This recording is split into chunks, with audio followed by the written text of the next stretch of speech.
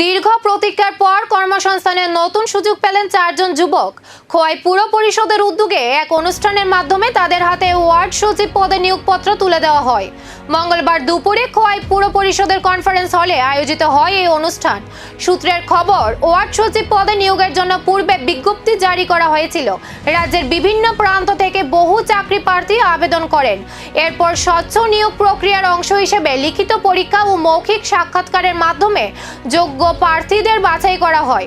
মেধার ভিত্তিতে মোট 5 জন প্রার্থীকে চূড়ান্তভাবে নির্বাচিত করা হলেও ব্যক্তিগত কারণে একজন প্রার্থী নিয়োগের প্রস্তাব গ্রহণ না করায় এদিন 4 জনের হাতে আনুষ্ঠানিকভাবে নিয়োগপত্র তুলে দেওয়া হয়।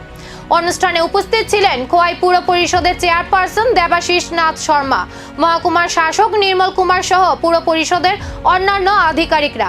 নবনিযুক্তদের শুভেচ্ছা জানিয়ে তারা জনসেবার কাজে নিষ্ঠা ও দায়িত্বশীলতার সঙ্গে কাজ করার আহ্বান জানান।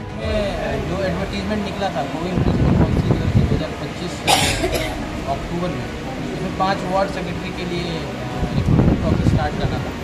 उसके बेसिस पे हमने 5 रिक्रूटमेंट बोर्ड चेयरपर्सन साहब ने एक रिक्रूटमेंट बोर्ड का गठन किया था। उस रिक्रूटमेंट बोर्ड ने 5 लोगों का नाम रिकमेंड किया था।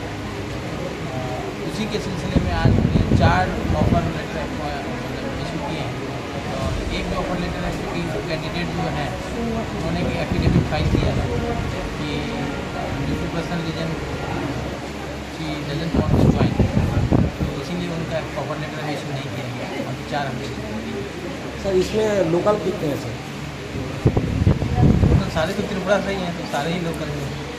4 জনের হাতে নিয়োগপত্র তুলে দেওয়া হয়েছে। তবে ভবিষ্যতে আরও কর্মসংস্থানের সুযোগ তৈরি হবে কি, সেই আশাতেই তাকিয়ে রয়েছে হাজারো চাকরি প্রার্থী যুবক যুবতী।